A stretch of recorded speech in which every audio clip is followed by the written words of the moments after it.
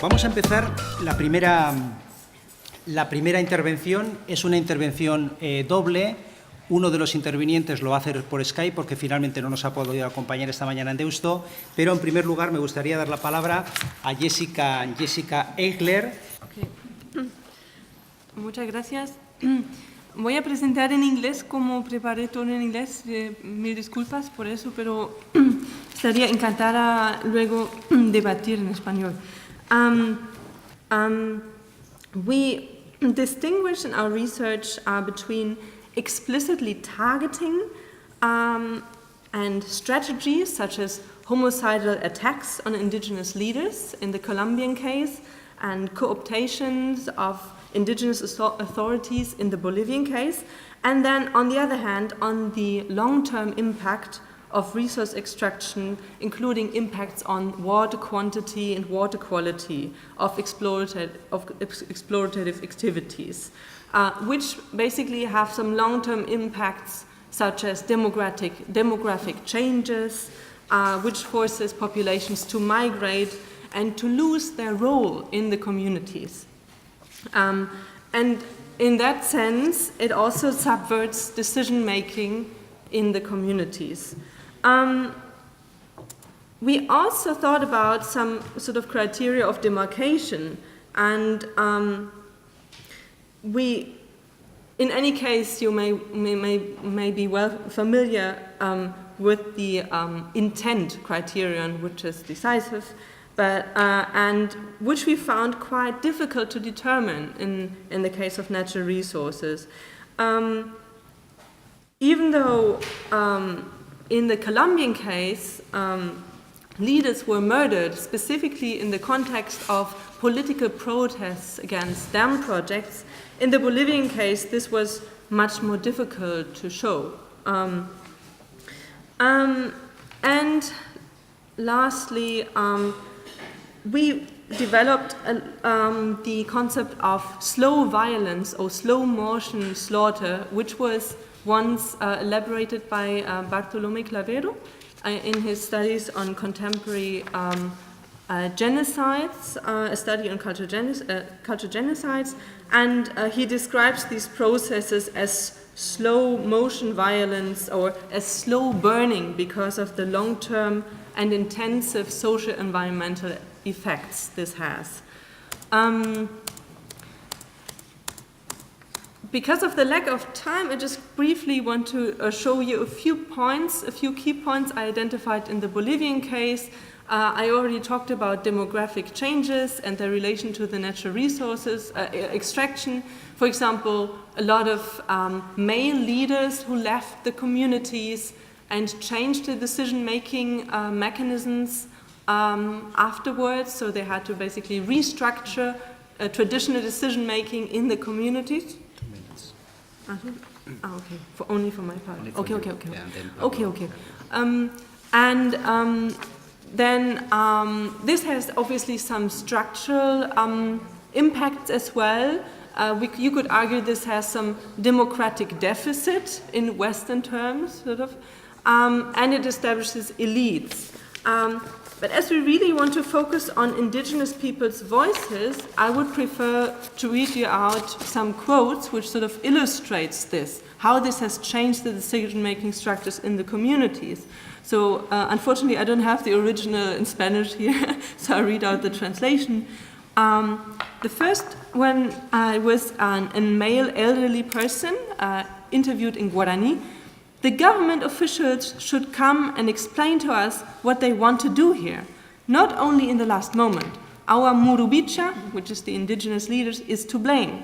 He should have asked us in the first place before accepting it. So you can clearly see how his representative role, has sort of changed in the course of the process. Another community member, female community and a middle-aged community member stated, "This leader does not consider his community's needs. I believe our leaders receive some form of salary. For example, leader such and such received 13,000 Bolivianos from the company, and the community sued him for that. So they even go into legal processes in this social conflict case. Another community member says, dialogues are to be held within the community, not only with the capitanos, the leaders. They should come and conduct a water assessment and see our situation here, which also sort of illustrates the distance which has developed between the communities and state representatives. And finally, we don't know why our leaders let companies enter the area. Sometimes he does not communicate this and takes decisions without consulting us, especially now as we have a severe water problem. And this totally goes against traditional Guarani decision-making, in which Guarani leaders or capitanos actually have assume the role of spokespeople who consult their communities prior to giving their final word on this. I think I don't have any more time. Okay, so where's the... Go to the Skype. Paulo, ¿nos puedes escuchar?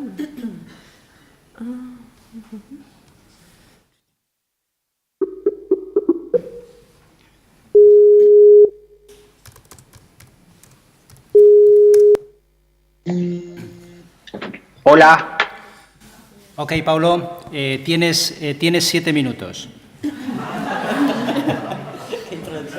Y como no empieces rápido, 6 y medio. Ok, desde este momento. Sí, desde este momento, aunque antes de que comiences, pero estos minutos no te los vamos a descontar, este minuto. Paulo Illich, él también es un candidato a doctor en la Escuela de Derecho de la Universidad de Kent. Es graduado por la Universidad Nacional de Colombia y tiene también una maestría por American University en Washington, y sus temas de interés, sus áreas de expertise incluyen derechos de los pueblos indígenas, métodos históricos y etnográficos comparados, movimientos sociales, antropología de la imagen, etc. Entonces, cuando quieras, Paulo, tus 7 minutos de gloria. Gracias.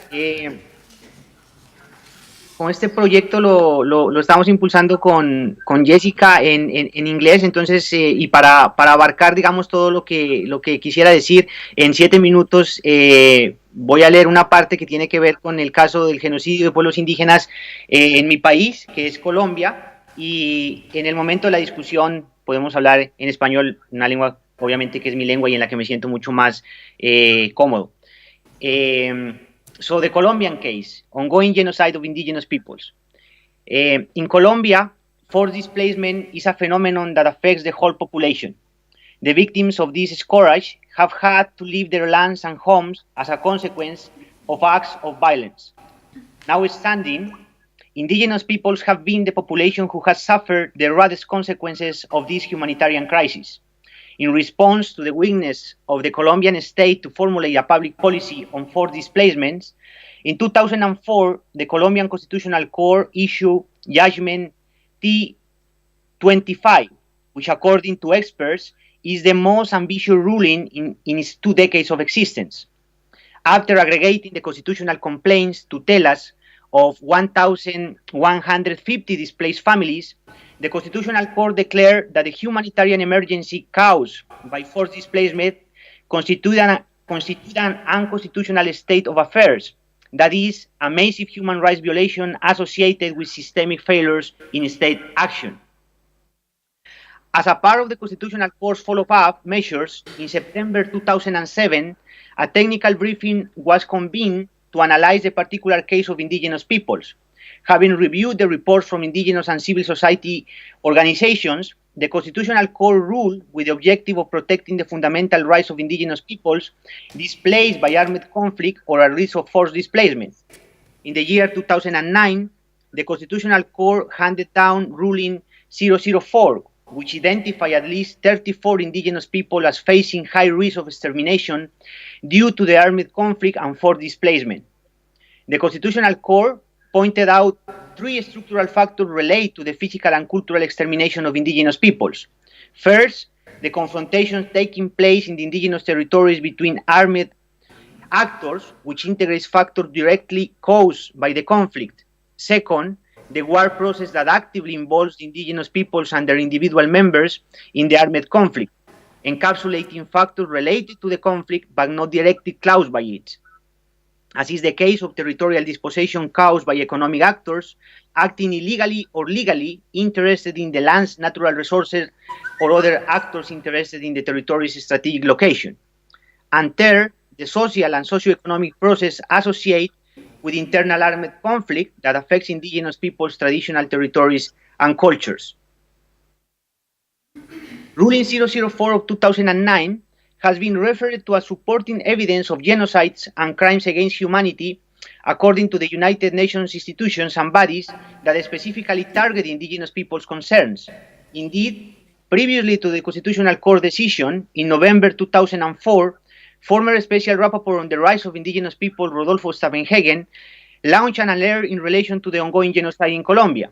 According to the report, many indigenous communities report selective killings of their leaders and spokespersons and of their traditional authorities. Such killings appear to form part of a strategy to decapitate and confuse the indigenous communities, and they certainly hasten their social and cultural disintegration. These are truly acts of genocide and ethnocide against indigenous peoples, according to Stavenhagen. In 2011, it was published the Study on International Criminal Law and the Judicial Defense of Indigenous Peoples' Rights, an official UN document that made public the conclusion of Bartolomé Clavero, who was appointed by the Forum as a Special Rapporteur on Indigenous Genocide as his 9th session held in 2010. The study points out to Colombia as an emblematic case of the ongoing genocide of indigenous peoples. According to the Forum, the legal approach of Ruling 004, unlike the predominant theory of criminal international law, makes clear that the extermination of some indigenous communities is not just a byproduct of the armed conflict, but rather a political and economic enterprise. The Forum conclusions about the Colombian case are conclusive. According to the Forum, given the judicial evidence of the Ruling 004 of the Constitutional Court, what is surprising is that the Rapporteur wake-up call doesn't seem to have had a concrete public effect. Nor internally has the Colombian criminal justice system reacted to the aforementioned constitutional ruling through the respective prosecutions. The lack of immediate reaction to the alert of genocide in Colombia suggests that there is a danger of a re-emergence of the obstacles of the second half of the 20th century, which made genocide and crimes against humanity practically invisible. This suspicion should be addressed especially by the Office of the Prosecutor of the International Criminal Court. The Forum conclusions coincide with the Constitutional Court and the National Indigenous Organization of Colombia, ONIC, to the fact that in determining the factors that are generating the ongoing genocide, territorial and socioeconomic processes as extraction of natural resources and large-scale infrastructure projects may real the dispossession of indigenous territories by economic actors who seize the land and resources owned by indigenous peoples. According to ONIC, the risk of genocide of indigenous people is buttressed by structural conditions. On the one hand, the political economy is driving a violent takeover of the territory of indigenous peoples. On the other, the revival of ethnocentric policies is concealing the discourse of human rights. Indeed, both the Convention of Genocide and the ICC statute contain a concept of genocide which includes not only physical but also cultural genocide. If the slow-burning genocide is characterized by a continued violation of fundamental rights, the Colombian case underpins its material expressions configured through forced displacement, selective murder, forced disappearance, detention, and collective confinement by means of what Rob Nixon has called slow violence and the environmentalism of the poor, while indirect or structural violence is a theory that involves the reconsideration of personal violence representation by disseminating its imperceptible shapes, though related to social justice and hidden agency, for instance, the structural violence embodied by contemporary capitalism. Slow violence, by contrast, might well include forms of structural violence, but has a wider descriptive range in calling attention not simply to questions of agency, but to broader, more complex descriptive categories of violence enacted slowly over time. Paulo, vas a tener que ir pensando en acabar. Characterizes the Colombian case, where the intended disappearance of indigenous people is underpinned by a variety of economic and developmental policies as well as criminal conducts. For example, policies aimed at grabbing their land and stealing their resources. In that sense, to the extent that the narrow definition of genocide doesn't cover these material expressions and particular policies, it is clear that mainstream international legal categories are excluding some forms of equally important destruction. There is a combination of material expressions and particular policies that are driving the ongoing genocide of indigenous peoples in Colombia. The relationship between economic model and humanitarian crisis is one of the most important. Indeed, the Unified Information System of ONIC, SUI, shows that there is a direct relationship between the settlement of mining extraction companies or hydrocarbon companies and the increase of collective and individual human rights violations of indigenous peoples. The developmental plans of indigenous peoples, please. The developmental plans of indigenous peoples pose an obstacle for the implementation of the economic model driven by the Colombian government, which is focused on promoting foreign investment by the strengthening of public policies. On the other hand, the Swiss explains the causal relationship between the occupation of indigenous territories by extraction companies and the colonization triggered by this type of activity, which armed violence, forced displacement, and killing of indigenous peoples. Finally, there is a directly proportional relationship between the arrival of extraction companies and the military control by the public force, which plays an essential role in assuring the transnational investment flow. The potential exploitable areas include 70% of indigenous territory reserves, resguardos, and 55% of areas where hydrocarbons are being produced, areas that are indigenous territory reserves. Disturbingly, the policy framework with which the Colombian government projects the program of guarantees requested by the Constitutional Court was based on the concept of national security, ignoring the constitutional recognition of indigenous territorial autonomy on the one hand, and Article 30 of the United Declaration of Rights of Indigenous Peoples, according to which states shall undertake effective consultations with indigenous peoples concerned through appropriate procedures and in particular through their representative institutions, prior to using their lands or territories for military activities on the other. All in all, and with this I'm concluding, among the multiple paradoxes within the current framework of recognizing the rights of indigenous peoples, at least two are key to analyze their ongoing genocide. Although the indigenous movement has reappropriated the discourse of the international human rights standard in their fights, achieving state recognition and relative autonomy, the transnationalization of natural resources in the age of global warming has supposed that the Amazon and Pacific regions, ignored for decades, have started to be seen as geostrategic areas. The transnational interest in controlling natural resources and biodiversity has provoked a profound instrumental deficit of the international norms on human rights. While the state pretends to accept these standards, the corporative regulatory framework is actually used in practice.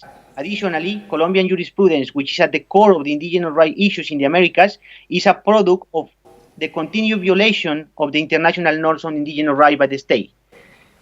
The key case is the recurrent omission of the prior consultation of the indigenous people.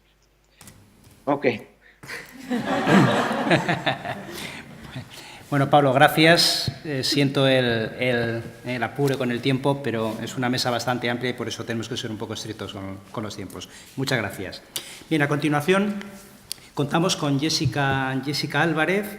Jessica Álvarez es licenciada en Derecho y Humanidades por la Universidad Carlos III de Madrid. Después realizó un máster de Cooperación Internacional y Desarrollo en EGOA, un instituto de desarrollo en la Universidad del País Vasco, y actualmente está realizando su tesis doctoral sobre cuestiones relacionadas con el postdesarrollo y el pluralismo, con un especial foco en Ecuador. Jessica, cuando quieras. Yo, si me permiten, me voy a poner de pie, que parece que se salva la distancia que hay entre nosotros y en definitiva pues, me siento un poco más cómoda. Vale, bueno, en primer lugar decir que mi participación en este EMPI, la ponencia que quiero compartir con ustedes, pues se sitúa en un trabajo de tesis que estoy realizando y que trata sobre desarrollo, pluralismo jurídico y derechos territoriales de los pueblos indígenas, y en un futuro próximo pues va a ir centrándose en el caso de Ecuador, particularmente en el periodo de vigencia de la Constitución de Montecristi. Y bueno, decirles que la estructura de la ponencia es, en primer lugar, presentarles lo que creemos que es una relación indisoluble entre el pluralismo jurídico, derechos territoriales indígenas y alternativas al desarrollo. Posteriormente, por qué plantear esta cuestión. Luego, pues un poco presentar los términos que manejamos en esta investigación. Y por último, pues cuál es el lugar donde situamos a los pueblos indígenas en este contexto.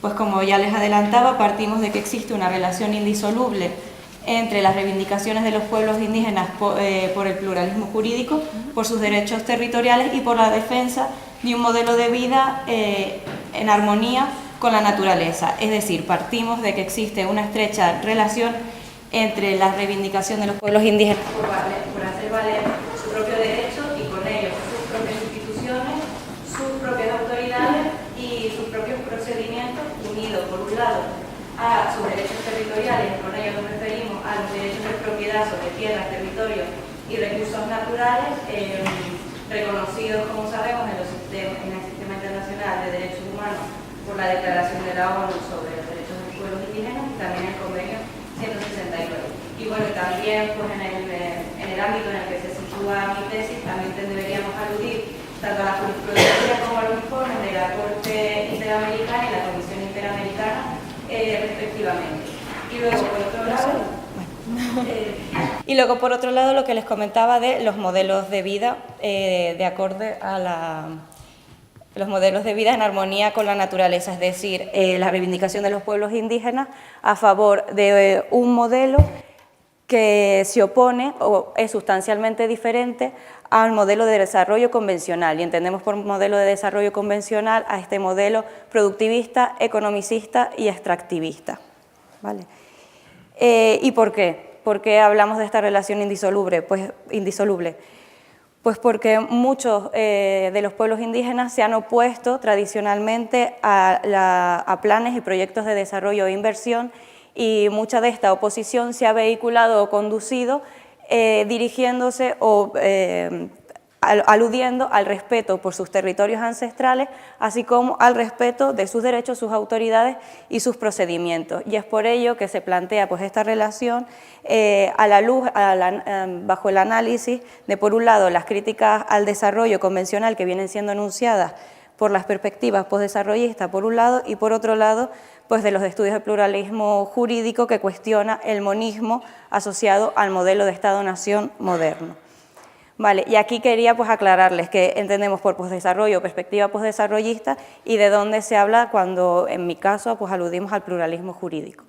Vale, pues en primer lugar decir que por postdesarrollo o por perspectiva postdesarrollista estamos haciendo alusión a una corriente de pensamiento que va a aplicar a los estudios oficiales sobre desarrollo las perspectivas críticas del postestructuralismo, de la posmodernidad y la teoría de la globalización, y de los estudios postcoloniales y decoloniales que tanto han influido en la generalidad de las ciencias sociales.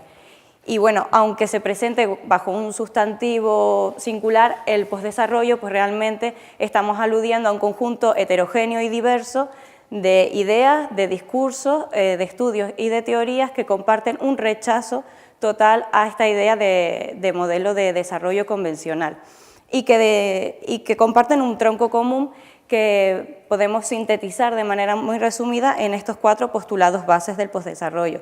El primero de ellos, que el postdesarrollo rechaza la dicotomía desarrollo, subdesarrollo, desarrollado y subdesarrollado, por entender que es una cuestión de poder de aquel que enuncia y del que es enunciado.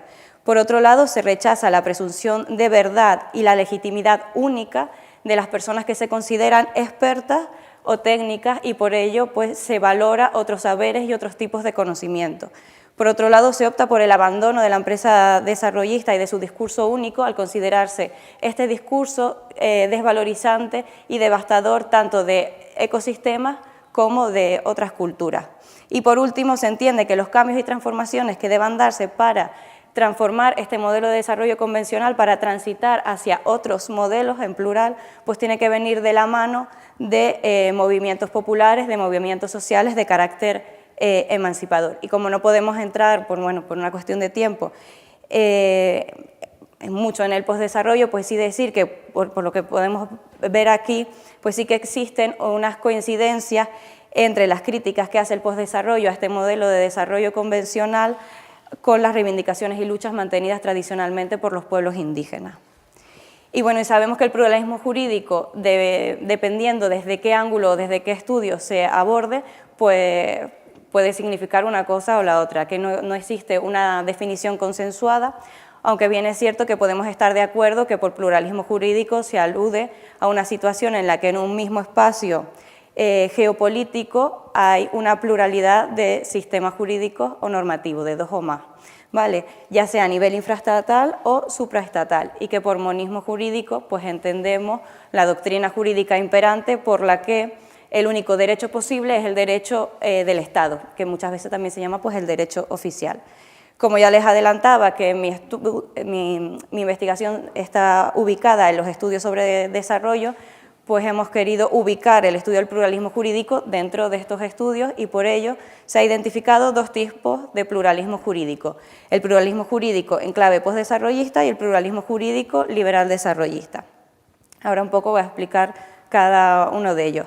Por un lado, el pluralismo jurídico en clave postdesarrollista es un paradigma que plantea una concepción amplia de derecho mediante la cual quedan legitimados los sistemas jurídicos y normativos de los pueblos indígenas que tienen un modelo de vida en armonía con la naturaleza, así como aquellos sistemas jurídicos y normativos propuestos por movimientos sociales de carácter emancipador que buscan también respetar los ciclos de reproducción de la naturaleza. Se trata, por tanto, de una postura teórico-política a favor de un tipo concreto de pluralismo jurídico, es decir, un pluralismo jurídico fuerte de carácter comunitario y participativo, confluente con los postulados que veíamos antes del postdesarrollo y, en definitiva, pues con el espíritu crítico de esta corriente. Y que, bueno, podemos decir que es un tipo de reivindicación que critica y se opone tanto al modelo de desarrollo convencional como al monismo jurídico que lo perpetúa y que lo ha perpetuado. Por otro lado, tenemos al pluralismo jurídico en clave liberal desarrollista. Se trata de una postura teórico-política a favor de una profundización aún mayor en el modelo de desarrollo convencional, este modelo productivista y extractivista, que además propugna una mayor mercantilización de la vida y donde tiene un lugar central la conocida nueva lex mercatoria o el derecho corporativo global. Es una postura, en definitiva, que se encuentra avalada por las grandes corporaciones, los grandes poderes económicos, así como los organismos internacionales financieros, que si bien busca una reformulación del Estado-nación a favor de la libertad de empresa, a favor del capital privado, muchas veces encuentra como aliado a este monismo jurídico, porque es el monismo jurídico mediante el cual se hace posible y se legitima la puesta en marcha de la desregularización, es decir, mediante el monismo jurídico se permite la producción y aplicación privada del derecho, mediante esta técnica de la desregulación. Y bueno, aquí decir 3 cosas. Vemos que en este caso pues el pluralismo jurídico en clave postdesarrollista no solo va a tener que enfrentarse al monismo jurídico del Estado, sino también a este otro tipo de pluralismo jurídico, y por eso nos parecía pues interesante ponerle este apellido, aunque sea un poco impostado, a el pluralismo jurídico como concepto. Por otro lado, también pues incidir que las reivindicaciones, ya sean por un pluralismo jurídico postdesarrollista o liberal desarrollista, se enmarcan en un contexto general de urgencia ecológica y de escasez de recursos y de una competitividad creciente por estos recursos en un mundo globalizado.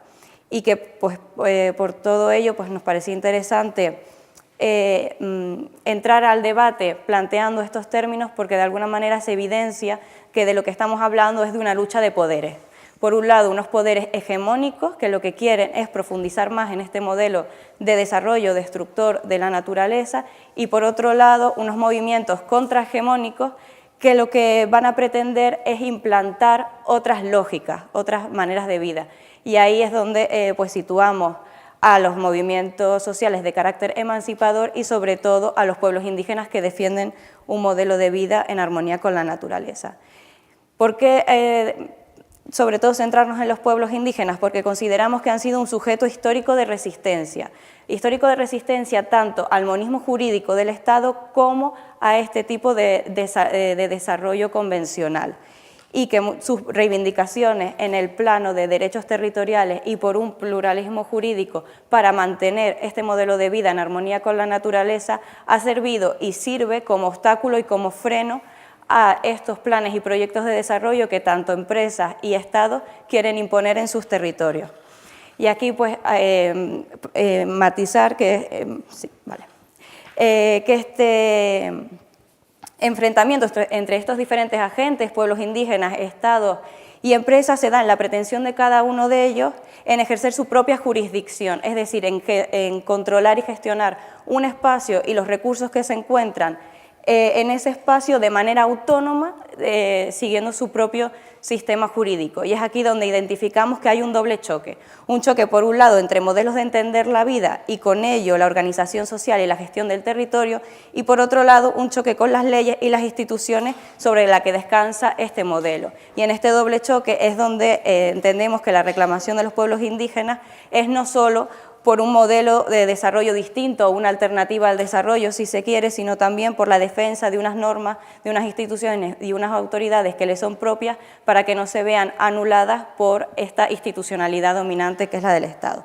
Y ya como conclusión, pues plantear que estas nociones de pluralismo jurídico en clave postdesarrollista y de pluralismo jurídico liberal desarrollista, pues nos parecían que eran útiles a la hora de entender el vínculo existente entre, por un lado, la diversidad en la manera de entender el desarrollo y, por ello, la pluralidad a la hora de gestionarlo desde el punto de vista institucional y normativo.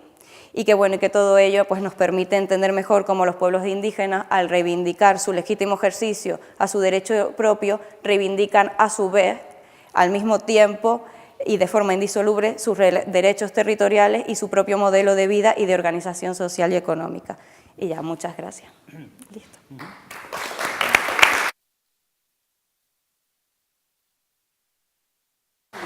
Bien, muy bien, Jessica, por este planteamiento de tratar de vincular dos conceptos que a primera vista parece que no están tan vinculados, ¿verdad?, como las teorías sobre el postdesarrollo y el pluralismo jurídico. Bien, a continuación tenemos a Lola Cubels. Lola Cubels es doctora en Filosofía del Derecho, Moral y Política por la Universidad de Valencia, con una tesis bien interesante sobre la justicia del corazón, OTAN, armonía y derechos indígenas desde la sabiduría cheltal en Chiapas, descolonizando los derechos humanos, tejiendo interculturalidad. Básicamente, Lola ha tenido experiencia de trabajo, sobre todo con comunidades cheltales en México. Entonces, Lola, gracias por estar aquí, por venir, y tienes la palabra. Muchas gracias a vosotros por la presentación, por la invitación y bueno, es un privilegio poder estar aquí en un espacio, además con tanta diversidad, también una mesa con tantas mujeres investigadoras que seguro que va a ser muy interesante luego el debate. El tema que presento, bueno, mi idea es reflexionar sobre uno de los principales dilemas que entiendo yo se dan a la hora de hablar de pluralismo jurídico, desde un contexto concreto y desde una experiencia concreta de justicia indígena. La justicia celtal es un proceso que se da en una parte del territorio celtal maya de Chiapas y que está totalmente vinculado a un proceso iniciado a partir de finales de los años 60, de 1958, cuando se funda la misión jesuita de Bachajón. Aquí tenéis un mapita por lo menos para ubicar. La misión celtal, como muchos conocemos este proceso, en que se da una unión entre un proceso pastoral dirigido a la creación de una iglesia autóctona. Es la única experiencia en la Iglesia de México en que se llega a la formación de diáconos indígenas desde una perspectiva de inculturar la palabra de Dios, como dicen ellos, el Evangelio, de recuperar ritos propios, de reivindicar la teología india como una forma propia y de forma paralela, pero que va de la mano, todo un proceso de defensa de los derechos indígenas en que tiene sumamente importancia la recuperación de tierras y territorios y de todo un proyecto de autonomía indígena y eclesial en el que se van recuperando desde la salud comunitaria, el cuidado de la madre tierra, la producción agroecológica, y entre uno de estos procesos se da también la revitalización de lo que ellos denominan el sistema jurídico celtal.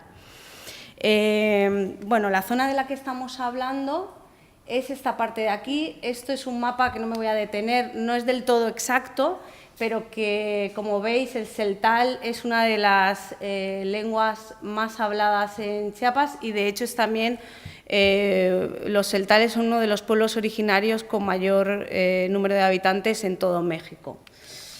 Digamos que es una ampliación del territorio de la misión celtal, que a su vez ellos espacializan, ¿no? Y está, para que os hagáis una idea, abarca más de 500 comunidades, unos 800 kilómetros cuadrados, y convive en ese mismo espacio, como Nina Pacari también señalaba, con otro sistema de justicia indígena que es mucho más conocido e investigado, que son las juntas de buen gobierno zapatistas, pertenecientes a todo ese proceso de autonomía indígena desatado a partir del levantamiento armado de 1994. Es un proceso muy interesante, no me puedo detener en ello, pero existe una coordinación entre lo que se llaman los Meltzanguaneg, los arregladores de conflictos celtales, con las autoridades zapatistas. Como he dicho, no me voy a detener en esta pantalla porque veo que no tenemos mucho tiempo, pero lo que sí que me gustaría es poner en valor todo este proceso de reivindicación de los derechos indígenas.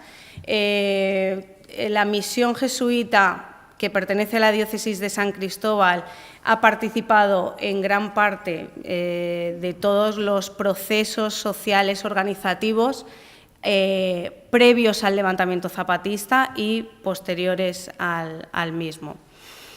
Los Meltzanguaneg son arregladores de conflictos, median en las comunidades, son hombres y mujeres elegidos por sus propias comunidades.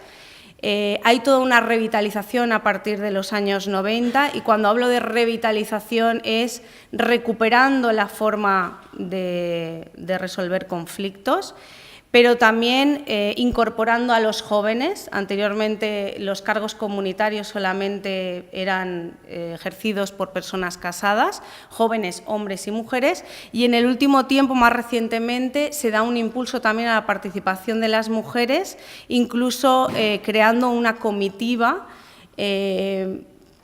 bajo petición de las mismas mujeres organizadas, señalando que en muchas ocasiones, cuando existen casos de violación o de abusos o de maltrato, no se veían con tanta confianza de acudir a comitivas mixtas de hombres y mujeres. Es un proceso incipiente que seguro va a aportar mucho. Bueno, cuando digo que la justicia celtal habla Batsilkop, que es como ellos denominan a la lengua celtal, que significa lengua verdadera, palabra verdadera, lo que quiero señalar es que, como decía Nina Pacari, las justicias originarias lo que están manteniendo y resistiendo es toda una cosmovisión, una forma de entender la vida propia.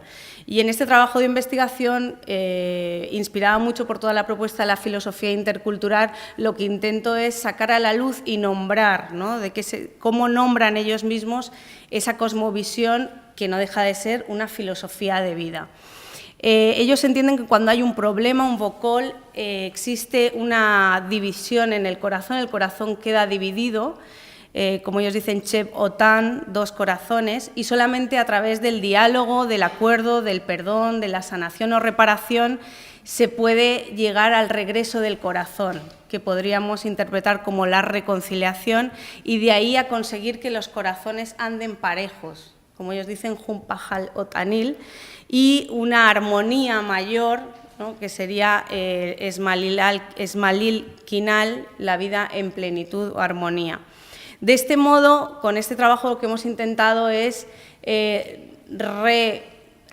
centrar lo que es la armonía como un paradigma ético, político y religioso que tiene diferentes esferas que, como ellos explican, están todas conectadas, y que, por tanto, un conflicto entre dos personas no solamente afecta a esas dos personas, sino que es mucho más amplio, ¿no?, que puede tener incidencia hasta la armonía con la Sagrada Madre Tierra y con el cosmos. Poniendo la armonía en el centro y la propia filosofía, no hay que dejar de señalar que ellos también se reapropian y resignifican de los derechos humanos, tanto realizando un uso estratégico de los mismos, como utilizándolos, sobre todo las mujeres, a la hora de reivindicar también sus derechos frente a las propias comunidades, frente a las prácticas patriarcales de sus comunidades, y también la palabra de Dios inculturada y liberadora. De modo que el sistema jurídico celtal entiendo que es una constelación cultural, ¿no?, en la que se juntan saberes propios como saberes apropiados. Y bueno, para realizar una reflexión desde este proceso concreto, lo que quiero mostrar es la misión celtal como un espacio donde el diálogo entre derechos humanos y prácticas pluralistas y progresistas pueden generar espacios y prácticas interculturales y emancipadoras, siguiendo a Boaventura de Sousa Santos, cómo el sistema jurídico celtal nos presenta un paradigma, como he dicho, de la armonía, donde rigen determinados principios como la intersubjetividad, la corresponsabilidad, la interdependencia y la reciprocidad entre personas, madre tierra, los santos y el cosmos, y que tiene mucho que ver con lo que antes han planteado de los derechos de la naturaleza o lo que ahora planteaba Jessica con el tema postdesarrollista, y que en el fondo está hablando de otra forma de entender, otro tipo de episteme. Hay una investigadora que acaba de hacer, una investigadora celtal con una tesis de maestría muy interesante que concretamente habla del corazón, del OTAN como otra manera de ser, estar, sentir, pensar, narrar y hacer el mundo.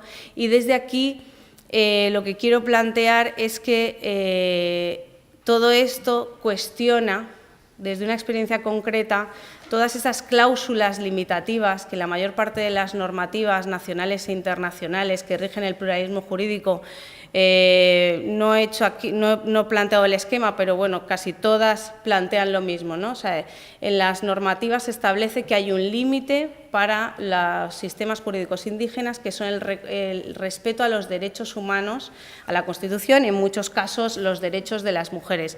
Lo que quiero plantear con esto es que se desconoce con estas cláusulas que los pueblos originarios mantienen sus propios paradigmas de buena vida, de vida en plenitud, como se le quiera denominar, y que lo que debería de plantearse son mecanismos de coordinación, ¿no?, y de diálogo, que ya se están dando en prácticas como esta, pero que dichas cláusulas pienso que mantienen una colonialidad del poder, del saber y del ser, en el que los derechos humanos siguen apareciendo esa visión hegemónica como la vara de medir las justicias indígenas. Pues muchísimas gracias, Begoña.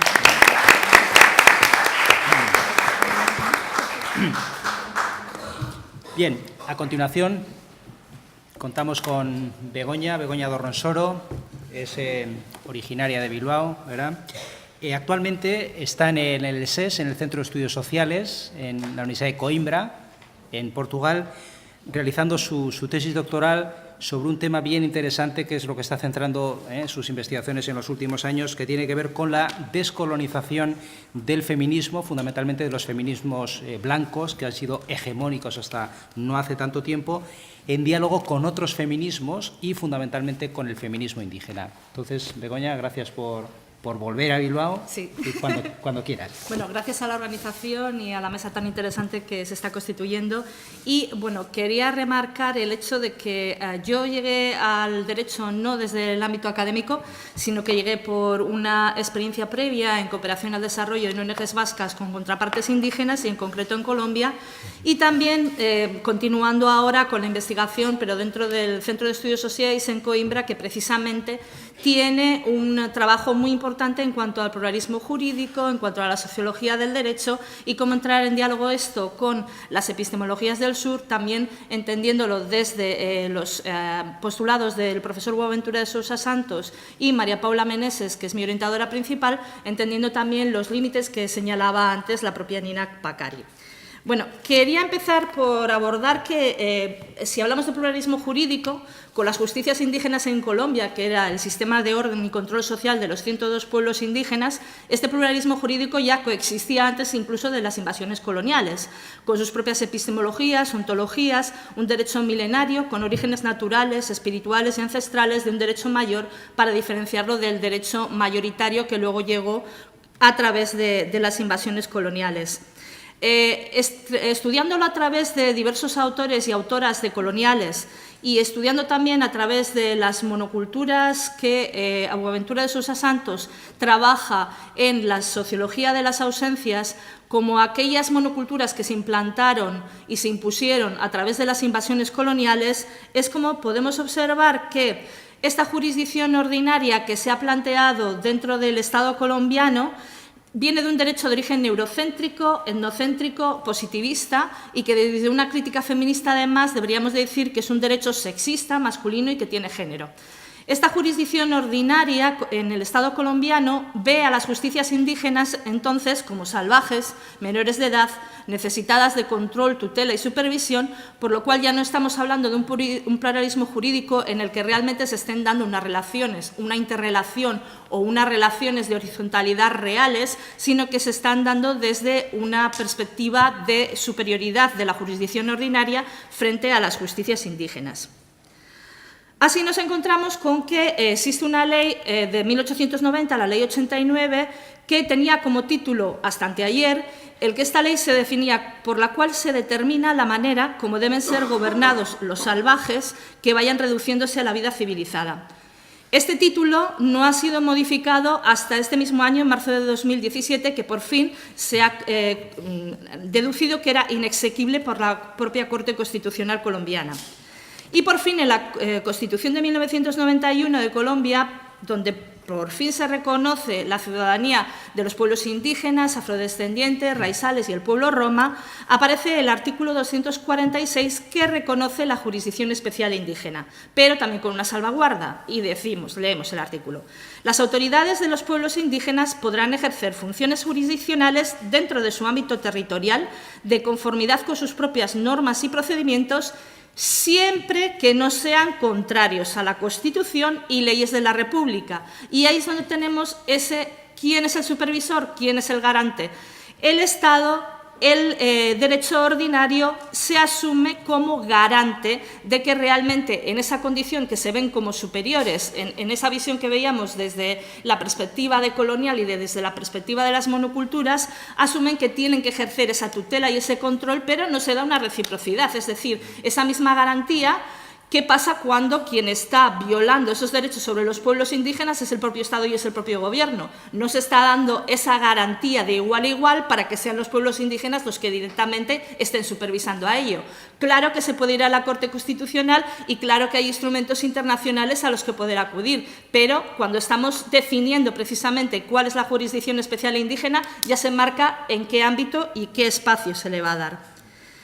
Entonces, es importante que estos problemas que se están dando entre la jurisdicción ordinaria y la jurisdicción especial indígena, podríamos así, a grandes rasgos, señalar que hay falta de respeto por las justicias indígenas, que hay falta de coordinación entre las jurisdicciones, que ya se apunta en el propio artículo de la Constitución, pero que no se ha desarrollado legislación, falta de garantías y luego hay también problemas con quiénes son los sujetos y cuál es el ámbito territorial de acción de esta jurisdicción especial indígena, porque dentro de los propios resguardos indígenas no solo conviven hombres y mujeres indígenas, también hay afrodescendientes, campesinos y entonces generalmente al estar conviviendo dentro de los resguardos asumen esa jurisdicción especial indígena, pero podrían perfectamente decidir que ellos quieren ser juzgados por el sistema ordinario y pueden plantear problemas para ir al sistema ordinario. Y luego también el ámbito territorial de acción, porque la realidad tras el conflicto colombiano es que el desplazamiento de mucha gente afrodescendiente e indígena está en las ciudades. Entonces, nos encontramos con que en ese momento urbano no hay esa posibilidad de ejercer ese derecho propio dentro de las grandes ciudades. Y me gustaría abordar dos casos, pero creo que solo me va a dar tiempo a uno, y es sobre todo el tema del caso de Feliciano Valencia, porque es el caso ejemplar de cómo una persecución política ha acabado por ser uno de los mayores ataques a la jurisdicción especial indígena. Feliciano Valencia, para quien no conoce el caso, es uno de los líderes y representantes de la Asociación de Cabildos Indígenas del Norte del Cauca, que hace parte del Consejo Regional Indígena del Cauca. En la Minga de 2008, una de las movilizaciones más importantes que se hizo, se encontró infiltrado a un soldado del ejército colombiano, un soldado que llevaba material explosivo para criminalizar la protesta.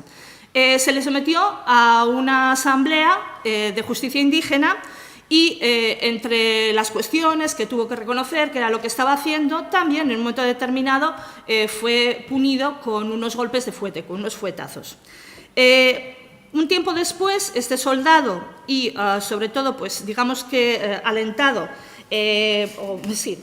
por lo que es el Partido del Centro Democrático de Uribe, presentó una demanda penal que, en primera instancia, Feliciano Valencia resultó absuelto.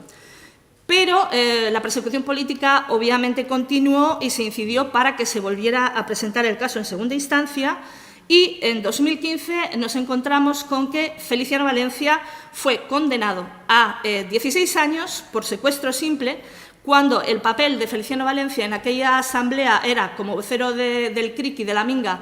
Él estaba simplemente liderando y dirigiendo la asamblea, y no se le concedieron 2 años más de pena que se solicitaban por daños físicos, porque hay un vídeo grabado de la asamblea en la que se ve que Feliciano no fue ninguna de las personas que le pegó los fuetazos. Entonces nos encontramos que en este momento hay un caso en Corte Penal en el que se está poniendo en duda 2 artículos que están ya en la Constitución colombiana y que deberían hacer respetar el derecho que tienen los pueblos indígenas a ejercer su jurisdicción propia dentro de sus territorios. El año pasado se ha llevado el caso, porque en principio fue llevado en 15 de septiembre de 2015 a la prisión de Popayán y se consiguió su traslado al Centro Indígena de Armonización de Gualanday 2 meses después, el 15 de noviembre, y el año pasado, el 25 de mayo de 2016, se llevó el caso a la Corte Suprema de Justicia ya en Bogotá para intentar que se decrete la nulidad del proceso. Y en este caso incluso nos encontramos con que ya la Procuraduría está pidiendo la absolución, pero es que incluso la Fiscalía cambió de posición y tampoco está acusando, y ya solo queda la acusación particular del soldado con el grupo político de Uribe detrás. Y en estos momentos nos encontramos que tenían que haber fallado hace como 4 meses en ese tiempo, ha pasado ya un año largo y todavía nos encontramos con este caso sin resolver.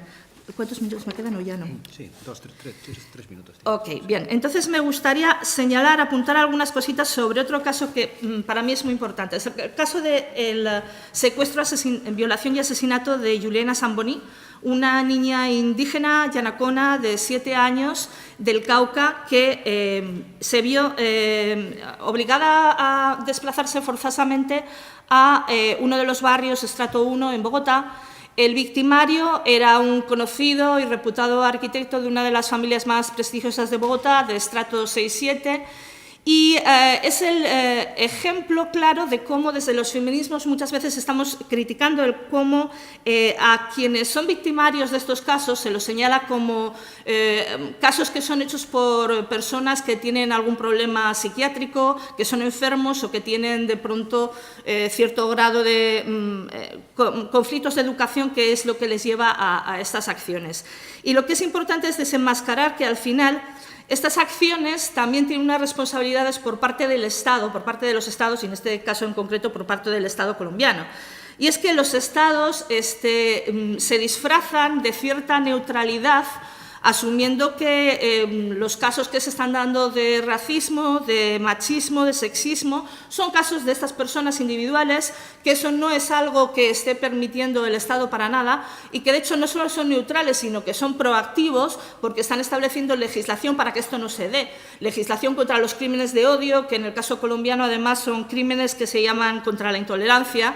Pero la cuestión es que al final el Estado tiene una serie de responsabilidades que los pueblos indígenas cada vez más están intentando reflejar por la necesidad de cómo dar una reparación colectiva frente a estos hechos. Porque más allá de que el daño haya sido hecho sobre la persona de la niña, Juliana Zamboni, El hecho es que se debería dar una reparación también en colectivo, para la comunidad en origen, tanto la que queda en el Cauca como la que está desplazada en Bogotá. ¿Y cuáles son aquellas cuestiones de las que se debería responsabilizar el Estado? Por ejemplo, el no haber garantizado el derecho al territorio del pueblo Yanacona y garantizar que no sea robado y explotado por terratenientes multinacionales extractivistas. El no garantizar el derecho a no ser desplazados de sus tierras. El no garantizar, una vez que son desplazados, a que ese desplazamiento sea adecuado y colectivo. El dificultar y no querer reconocer legalmente como entidades territoriales a los cabildos indígenas en situación urbana, una cuestión que cada vez se va a estar dando más en Colombia. Y sobre todo en cuanto a las legislaciones que está aplicando el Estado colombiano en materia de género, todavía no tiene adecuadamente integrada una perspectiva étnica que dé solución y dé respuesta también, no solo individual, sino también colectiva en materia de reparación a casos como este. Es que ricasco.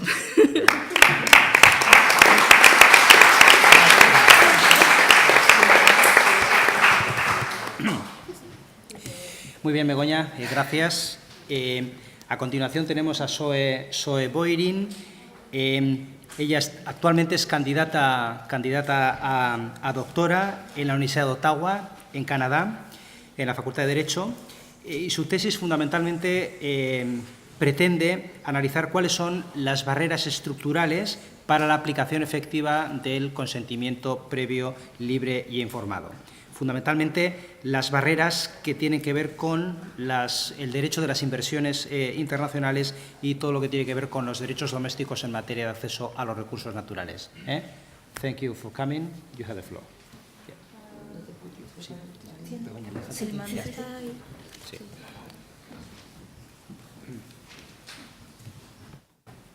¿Tienes presentación? ¿Do you have a presentation? No, okay. Gracias. 12 minutes. Okay. Sorry, I don't speak Spanish, so I will present in English.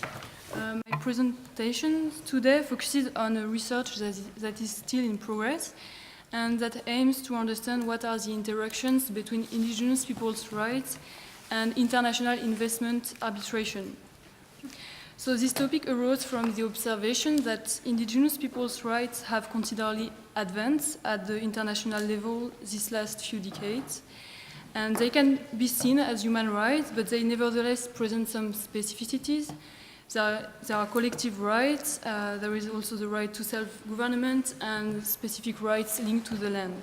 And in terms of sources as well, because at the national level, for example, they derive from indigenous people's legal systems.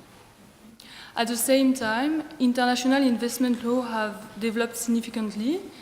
There is an increasing number of investment treaties which are signed between states to protect investment made by the national abroad. International investment law is structured around the protection of investment and equality between all investors. So it is widely recognized that international corporations' activities have huge impacts on the lives of indigenous people, and we observe, as we will see, connections between indigenous people's rights and international investment arbitration. So the objective of that research is to understand what interactions already exist, and more specifically, how arbitral awards have referred to indigenous people's rights and interests, and to explore what are the possibilities for a more inclusive approach of indigenous people's rights in international investment arbitration. For the purpose of that research, I look at international investment arbitration decisions that were referring to indigenous. I came up with approximately 15 decisions, but I didn't do research in Spanish, so it's something that I should look more. And most of these cases were corporations that claimed to have lost their investments following states' measures to protect indigenous people's rights or following the opposition of indigenous peoples to the project.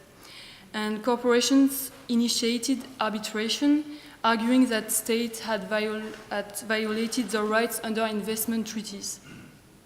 So we note in those decisions that the arbitral tribunals were referring to indigenous only in the description of the facts that give rise to the dispute between the state and the corporation, and they did not refer to indigenous people's rights or interests in the reasoning of in their reasoning, which shows that indigenous components were not relevant for the tribunal to rule. It does not mean that indigenous people's rights were not referred in memorial of the states, but these arguments were not relevant themselves for the tribunal to rule. 2 awards were, however, of special interest. It's Glamis Gold versus United States of America and Grand River Six Nations versus United States of America. They are both made under Chapter 11 of the NAFTA. So I will present the 2 cases and what they bring for us today.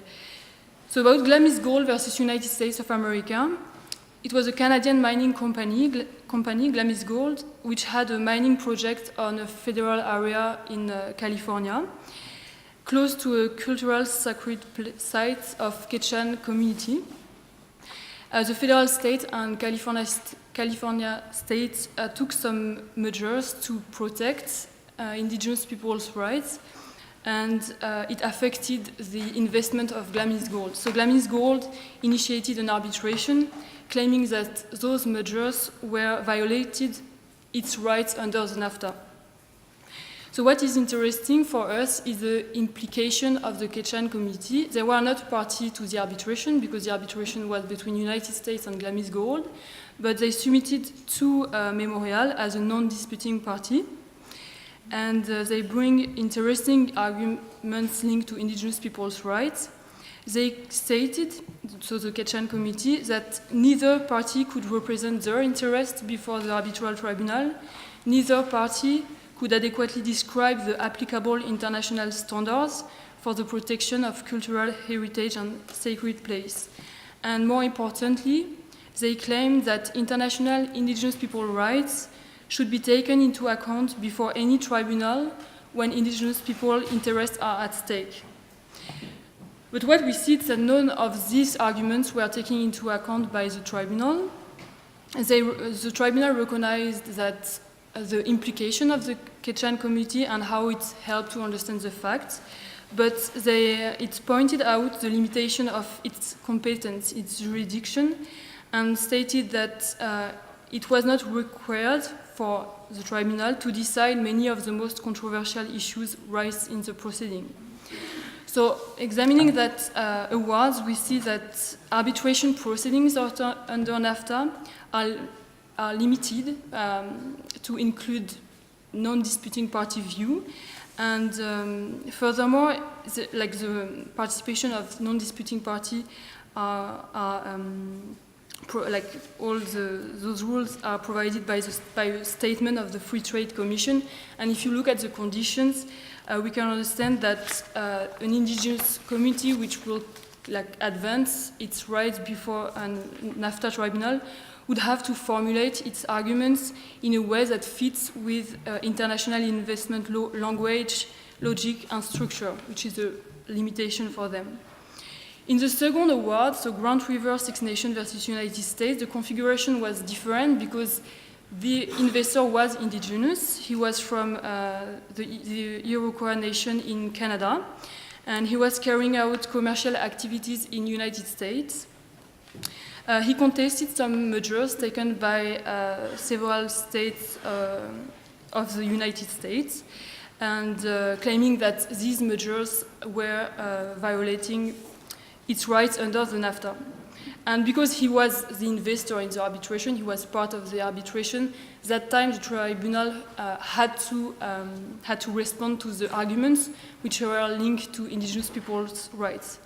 So first, the indigenous investor claimed that the arbitral tribunal had the obligation to take into account treaties signed between United States and Great Britain and that were affecting indigenous people's rights. He claimed as well that the tribunal should take into account customary rules affecting indigenous people, as well as an evolving norm of customary international law, the duty of states to respect and protect the rights and interests of First Nations across border. The tribunal dismissed this argument and stating that the obligation to take into account customer, like other legal, to take into account international customary law did not lead to provide a license to import into NAFTA as elements from other treaties, and that its jurisdiction did not extend beyond what is defined in the NAFTA. So basically they say that they didn't have, like the jurisdiction were limited. And so the indigenous claimed as well the existence under international customary law of the obligation of non-discrimination against special and disadvantaged groups, which induce the obligation to proactively consult claimants as First Nations investors. And the tribunal dismissed as well that argument, considering that considering the lack of evidence. But if you look at the award, what is interesting is that the tribunal elaborates the potential existence of that obligation of the state to consult indigenous peoples, and they referred to the United Nations Declaration on the Rights of Indigenous People. And they recognize as well the existence of a strong standard that favors state action to promote such rights of indigenous people. And they say that that obligation to consult indigenous people may exist, but if it would exist, it would be the right of the collectivity, but not of the investor as an individual. So here we see we see that the conflict between international investment law, which is structured around the equality of investor, and indigenous people's rights, which are collective. So on that matter as well, the investor argued that according to the custom of his people, he could exercise the sovereignty as an individual, and that's why the tribunal should have taken into account the obligation to consult. But the tribunal dismissed that argument on the basis of lack of evidence. So there was also a try for the claimant to make the tribunal include custom of his people. And we see that the tribunal was not comfortable to rule on that matter. And in conclusion, we see that the main argument of arbitral tribunal to dismiss indigenous people, arguments which are linked to indigenous people's rights, is the limitation of their jurisdiction or the lack of evidence regarding the existence of indigenous people's rights under international customary law. And we observe that there is a door, and to promote more an investment law which will be more, which will integrate more indigenous people, it's possible to develop arguments linked to the existence of indigenous people under international customary law. And there is two ways to think about that, as these awards show. Indigenous people's rights when they are affected by a project, and how they can participate, and how their rights could be taken into account by the tribunal. And the other way is the investor as an indigenous, and that is challenging the international investment law structure, because it's an individual claiming collective rights in a forum where the idea is to protect all investors without distinction. So, thank you.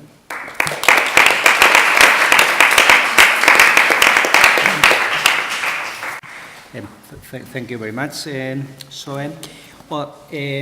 Ahora vamos a pasar con la siguiente intervención por parte de Irene Bellier. Irene Bellier es antropóloga, viene de París. En los últimos años ha trabajado intensamente en la cuestión de los derechos humanos de los pueblos indígenas, fundamentalmente a través de dos grandes proyectos, uno europeo y otro de carácter francés. Un proyecto que fue SOGIP, basado fundamentalmente en París, pero con partners y con centros colaboradores en prácticamente los 5 continentes, y actualmente también el Centro Nacional de la Recherche Scientifique en Francia le acaba de otorgar como investigadora principal otro proyecto precisamente para analizar todo lo que tiene que ver con la justicia indígena, JUSTIP, del cual pues también el Instituto de Derechos Humanos de Deusto forma parte. Entonces, Irene, gracias por venir y tienes la palabra. Bueno, muchísimas gracias por invitarme a presentar aquí, y de hecho no voy a hablar ni de SOGIP ni de JUSTIP, pero quería plantear una problemática que bien viene con la noción de pluralismo jurídico, que no conozco mucho, soy antropóloga, no jurista, y me entiendo que designa la existencia de varios sistemas jurídicos en un mismo territorio, o también designa un método del derecho internacional público que insiste sobre la pluralidad de los órdenes jurídicos a los niveles nacionales, regionales e internacional, ¿no?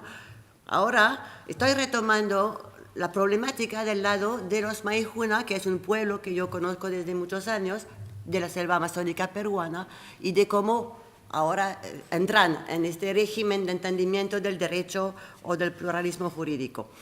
Si aceptamos la idea que el derecho se presenta como un lenguaje, a la vez se presenta como un lenguaje y como un método para establecer la autorización de una acción o su prohibición, o para definir la legitimidad, o para resolver conflictos, la necesidad del pluralismo jurídico se plantea especialmente en situaciones de encuentro, o solamente en situaciones de encuentro, entre un sistema que se aplica y otro que busca reconocimiento. Entonces, el derecho viene con la cuestión del poder y el pluralismo jurídico viene con la cuestión de modificar las relaciones de poder.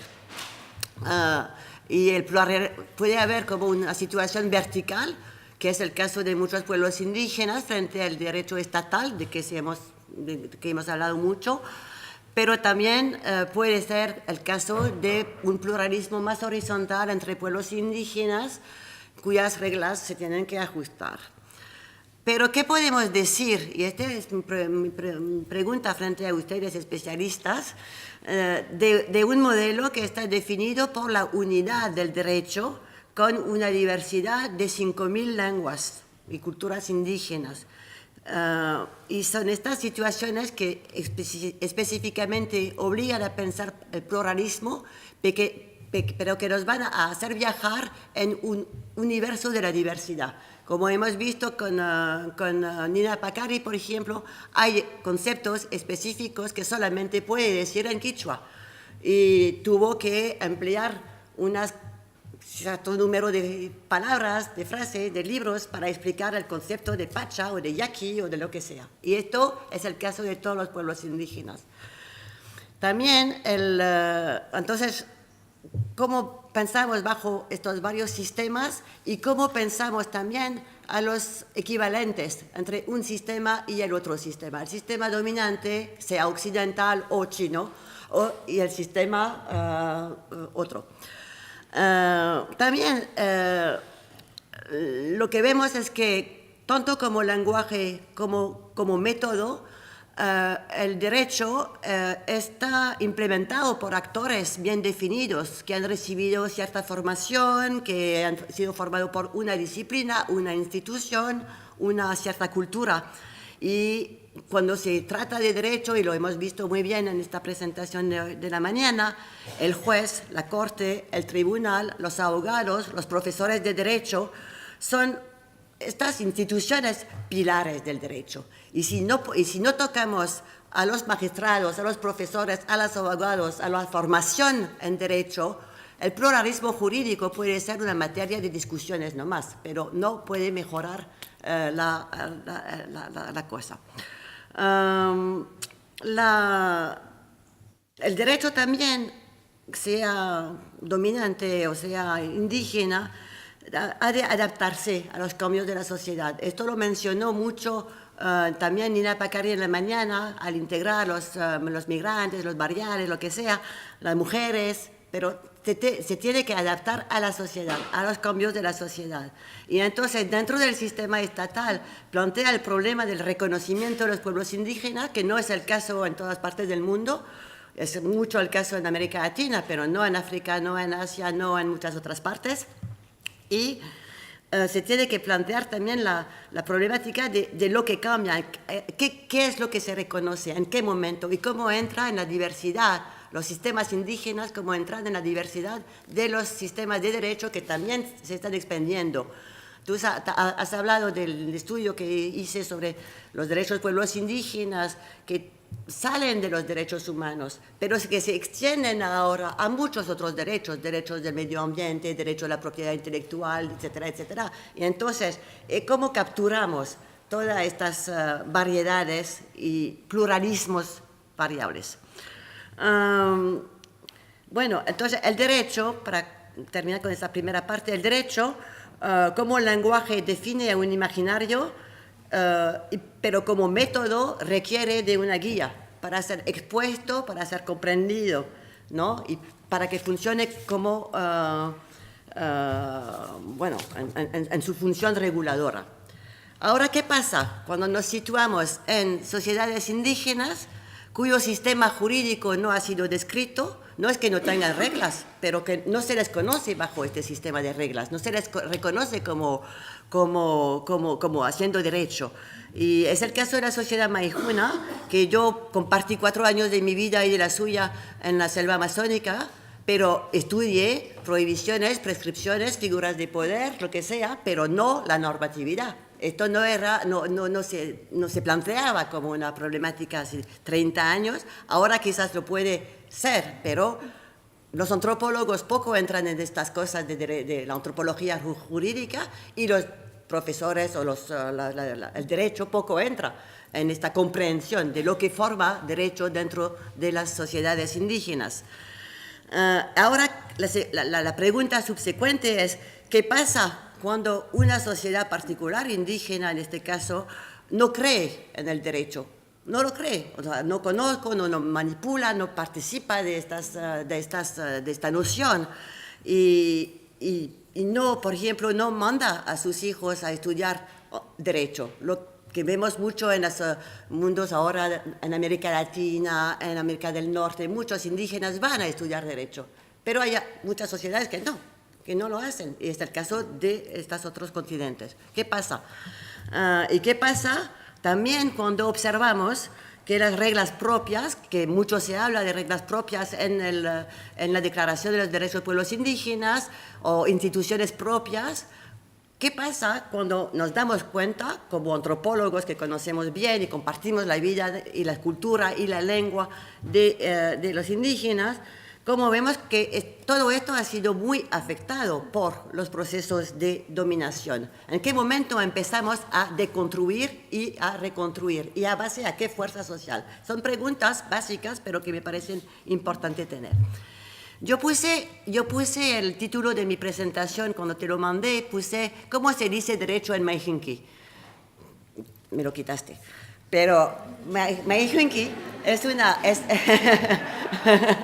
una lengua muy pequeña, solamente 400 personas lo hablan, y una aquí, pero nadie más en el resto del mundo. Es una lengua en vía de desaparición a medida que el pueblo indígena se está desintegrando más en los procesos históricos de matanzas, de asimilación, de dominación, de transformaciones, que se están acelerando ahora que ha entrado una escuela estatal de muy baja calidad. Entonces, el proceso de descerebración o de alienación de los mayjuna a su propia cultura ha entrado en un régimen de eficacia superior. Es un problema mayor. Y ahora, en el Perú, se habla de los derechos de pueblos indígenas. Ratificó la declaración, ratificó el convenio 169, está muy bien. Al nivel discurso, perfecto. Al nivel de práctica, nada. Y al nivel de contradicciones, de observar las contradicciones que hay entre hablar del derecho y respetarlos, por ejemplo, en los casos que no se plantean así nomás, pero en el Perú, el derecho minero es superior a los derechos humanos. Entonces, una vez que se acepta esta jerarquía, o que no se contesta esta jerarquía, ya están jodidos los mayjuna, como los otros. Ahora, si yo pienso en términos de qué significan las palabras, derecho no existe en Mayjunqui. También cultura no existe en Mayjunqui. La palabra cultura, yo hice todo un artículo publicado en 2000, algo así, sobre cultura. No existe la palabra cultura en Mayjunqui. ¿Por qué? Porque cultura es lo todo de su vida.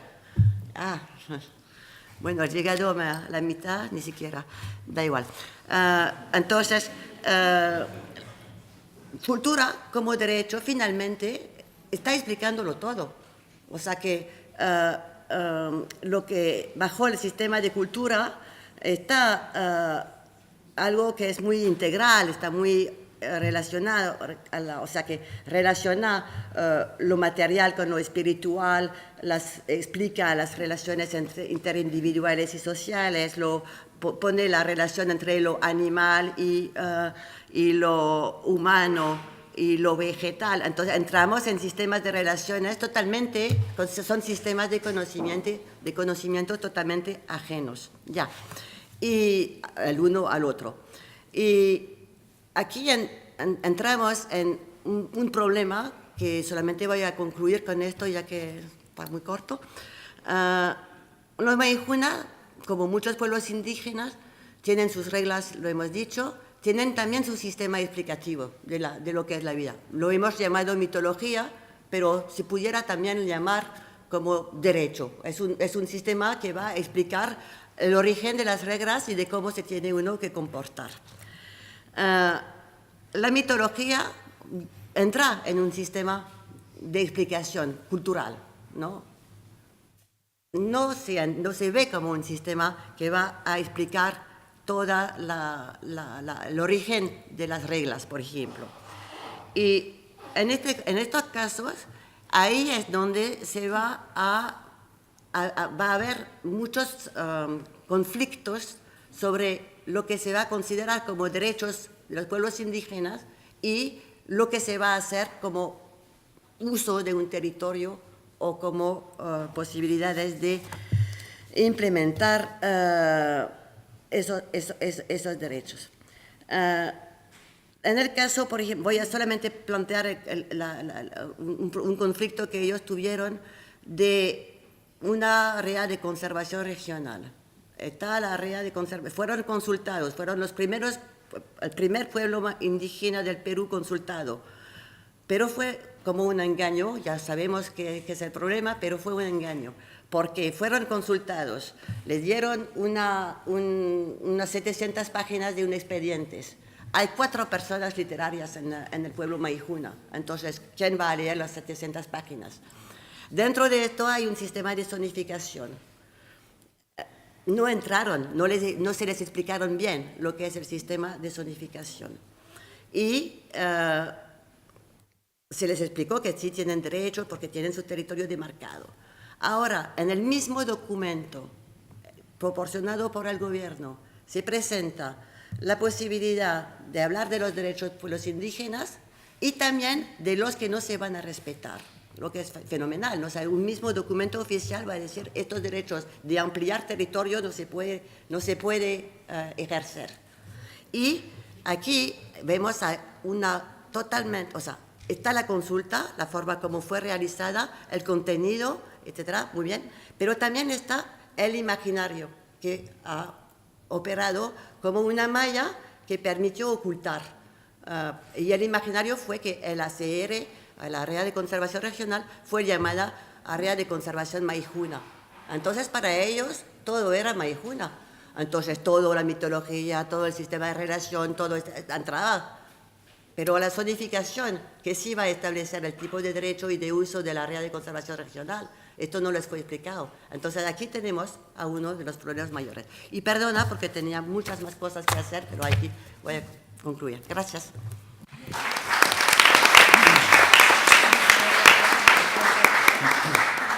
Okay, merci, Irene. Bueno, y llegamos ya a la última presentación de la mesa. Vamos a tener un espacio para preguntas, opciones, si las hay.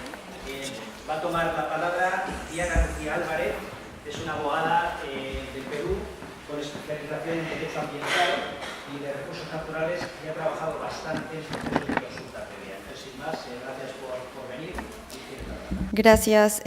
Igual hoy día no voy a hablarles de consulta previa, aunque se han abordado varios temas que en algún momento igual me gustaría comentar. Yo voy a comentarles un poco sobre unas reflexiones del pluralismo jurídico y los indígenas urbanos. Para darles un poco de contexto, el Perú tiene 55 pueblos indígenas, de los cuales 4 son andinos y 51 amazónicos. Se ha reconocido, como han dicho acá Borgoña, de hecho, se parecen bastante nuestras constituciones a nivel regional andino. Se ha reconocido en el artículo 149 esta jurisdicción especial de los pueblos indígenas organizados en comunidades campesinas y nativas de administrar su justicia. Sin embargo, como bien han dicho varias de las panelistas aquí, en la práctica, y como dijo Nina, en la práctica falta bastante el tema de la efectividad. Pero hay otro tema importante y que también lo mencionó Begoña respecto a la jurisdicción y a cómo se ve el tema indígena. Todo digamos, el Estado y la concepción del Estado sigue viendo a los pueblos indígenas desde una historia anclada, desde la inferioridad, ¿no? Desde esta visión opuesta del indígena a la modernidad. Por eso es que les sería bastante difícil pensar en que pueden existir pueblos indígenas en la urbe aún manteniendo su identidad. Y lo que tenemos que hacer desde el pueblo, desde el pluralismo jurídico, justamente es romper con todo este poder hegemónico y demostrar que esta concepción de Estado-nación, con un solo, digamos, ordenamiento central, está desbordadísimo por la realidad y no responde justamente a todos estos contextos que van, digamos, surgiendo, ¿no? Y también es importante resaltar que en el mismo sur también existen nortes y que desde todos estos grupos y colectivos es que nacen estas otras realidades y estos otros contextos que necesitan, digamos, un ordenamiento más allá del monista y del hegemónico. Pero entonces pasemos a hablar un poco rápidamente por el tiempo de quiénes son los indígenas urbanos. Y aquí vamos a cuestionarnos un poquito. Se dice que tradicionalmente los pueblos indígenas solamente pueden vivir en resguardos, en las comunidades, en sus tierras ancestrales, y que saliendo de ello, en verdad, ya dejan de ser indígenas. Entonces un indígena no podría tener un teléfono celular o etcétera. ¿Creen que eso en verdad es así? Con el caso que les voy a presentar, esperaría yo que se pueda responder que las identidades se van transformando y que esto no es así, no es cierto.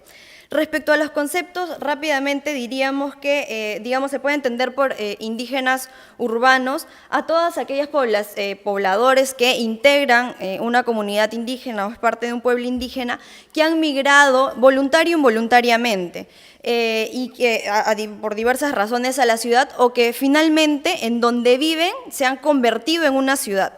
Para el presente caso vamos a abordar los que han migrado a la ciudad.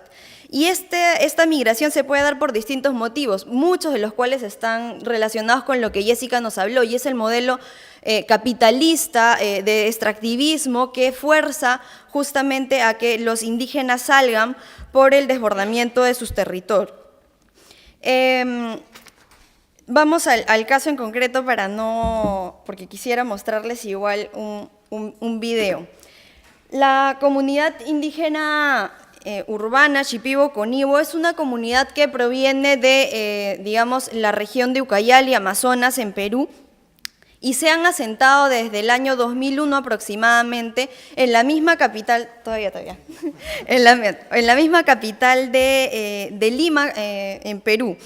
Están asentados en una zona que ha sido relleno sanitario, y lo que ellos han hecho es, empezar a liberar las zonas. Bueno, estas son imágenes un poco de cómo han ido ellos urbanizando y pintando, transmitiendo la cultura, lo que ellos es su sentir en estas casas que están hechas de machimbre, triplé, madera, calaminas, etcétera, y ellos han ido apropiándose de ese espacio, haciendo lo suyo y mostrando en la misma capital justamente toda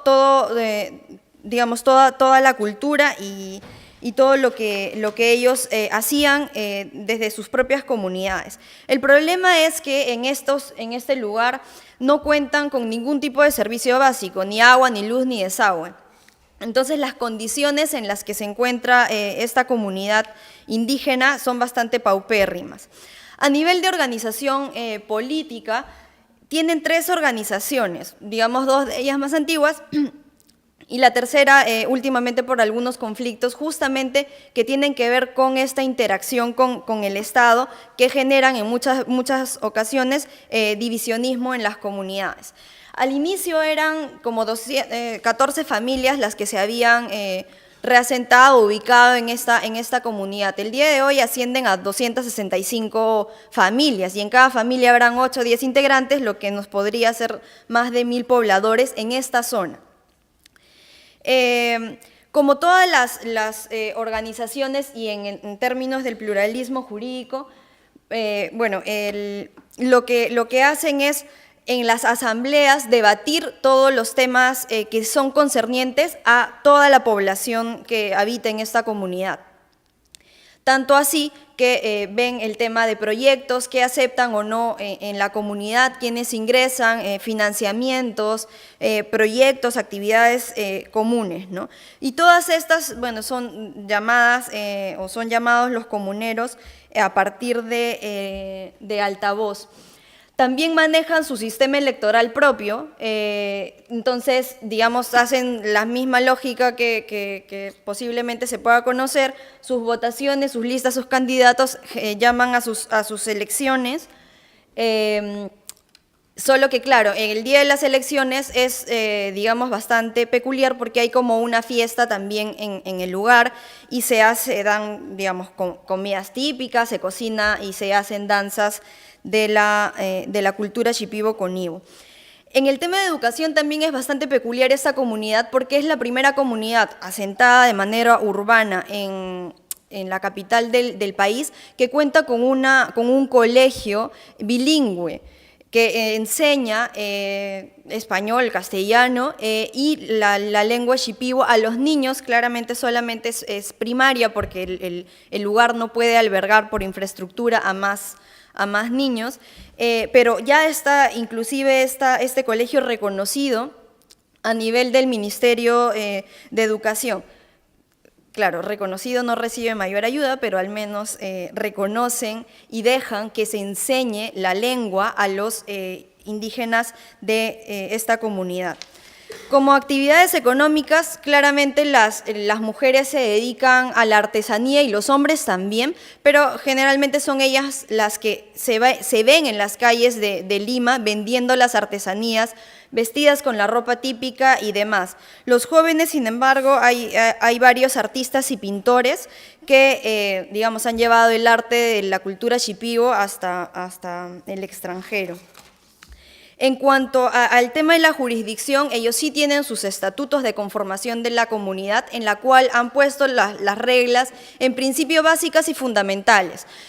Digamos, el robo y cómo se sanciona el robo y demás. Sin embargo, acá hay algo particular, que es que ellos sí consideran, digamos, el tema de sancionar a un tercero que no sea de la comunidad que, digamos, cometa algún delito o se meta o haga daño a alguien de la comunidad si ellos mismos, digamos, pasan por el tema del ajusticiamiento a la persona en cuestión. Y también el tema de la vigilancia de las casas, ¿no? Ellos forman, digamos, comités de vigilancia y hacen resguardos en la zona, porque ahora, si nos alcanza el tiempo, vemos un video. Es una zona bastante complicada en Lima porque hay mucha delincuencia, drogadicción y necesitan generarse estos mecanismos de participación y de vigilancia comunitarios para sentirse resguardados. Que si bien en un inicio esto estaba también en coordinación con la policía, finalmente ellos deciden tomar las cosas, digamos, de manera propia y sin tanta coordinación, porque cuando lo hacen sienten que lo que hacen los policías es apresar a quien tiene en ese momento y lo sueltan a las 2 horas y no genera mayor cambio en la realidad. En cambio ellos los apresan, los detienen y les hacen hacer trabajo comunitario. Generalmente son personas de mal vivir las que, digamos, se meten con las personas de la comunidad, por lo tanto sí les permiten hacer esto, ¿no? Pasamos al video. Igual quería terminar por favor, con una idea básica, que es que la sola existencia de este colectivo, de esta comunidad indígena urbano, rompe de por sí con todo el poder hegemónico que ha planteado estereotipos y formas para definir quiénes son y quiénes no pueblos indígenas. Pasamos a ver un video cortísimo. Movilizados. La marcha de los 4 suyos. Fue así como los primeros...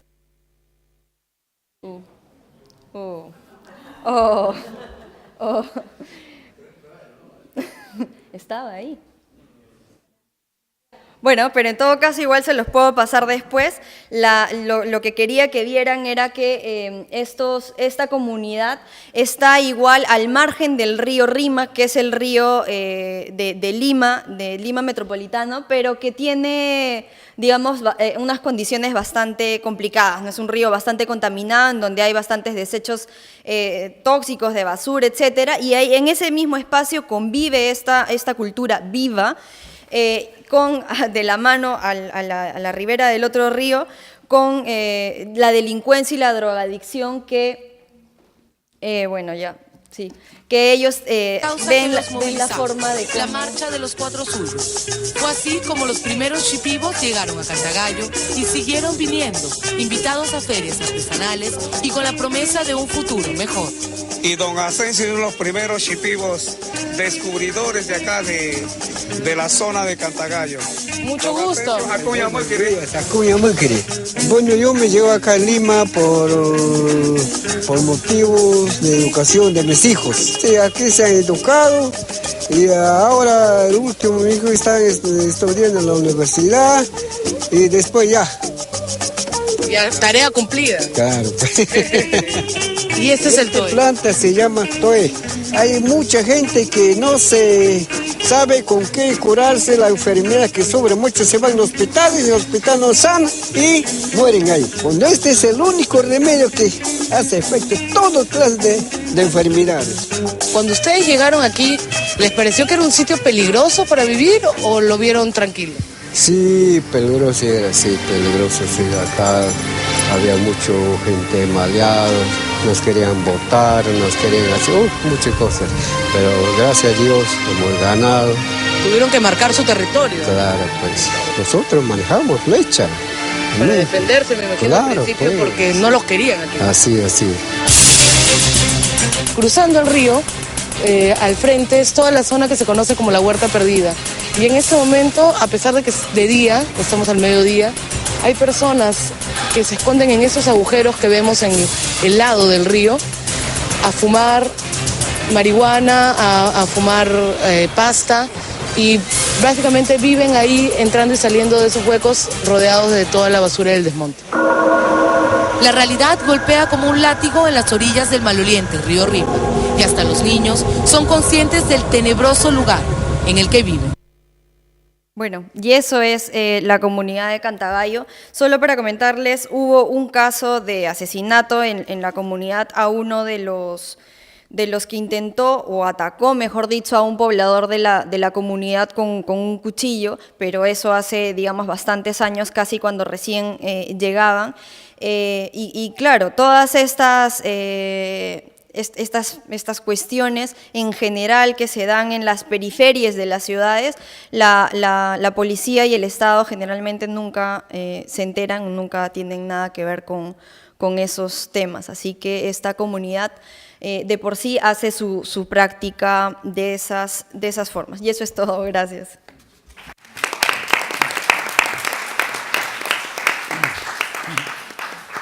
Muy bien, pues ahora tenemos en torno a 15 minutos para cuestiones, preguntas, comentarios desde el público.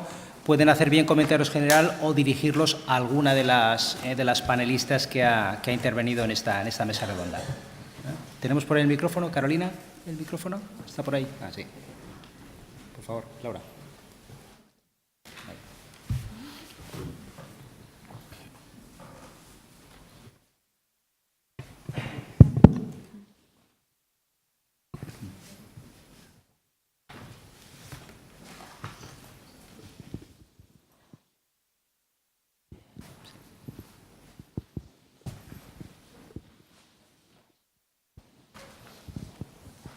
Buenos días, yo soy Mónica Acosta. Mi pregunta va dirigida para la última presentación y si vamos a hablar de pluralismo jurídico con pueblos indígenas urbanos, me pregunto el Estado cómo lo ve.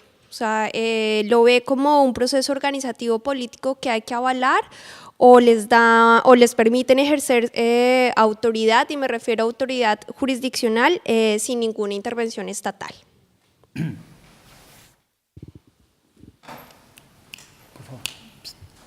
Aquí el Lieselot.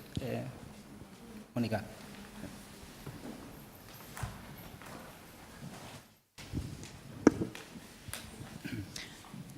Buenas tardes, mi nombre es Lieselot y tengo una pregunta a Lola y una reflexión.